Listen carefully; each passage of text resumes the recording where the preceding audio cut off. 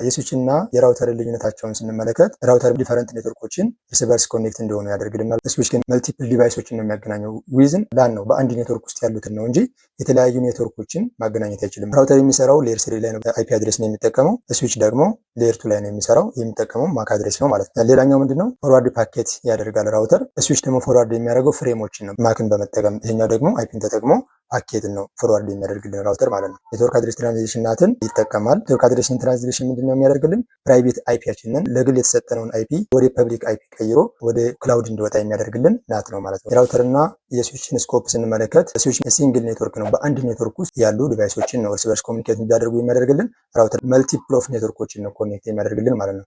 አድሬሲንጉ ስንመለከት ስዊች የሚጠቀመው ማክ አድሬስ ነው። ራውተር ደግሞ አይፒ አድሬስ ይጠቀማል ማለት ነው። ፈንክሽናሊቲያቸውን ስንመለከት ስዊች ማክ አድሬስ ቴብሉን ቢውልድ ያደርጋል። ራውተር ቤስት ፓዙ የትኛውን ፓዝ ተጠቅሜ ነው የፈለኩትን አክሰስ የማገኘው የሚለውን ዲሳይድ የሚያደርግልን ዲቫይስ ነው ማለት ነው።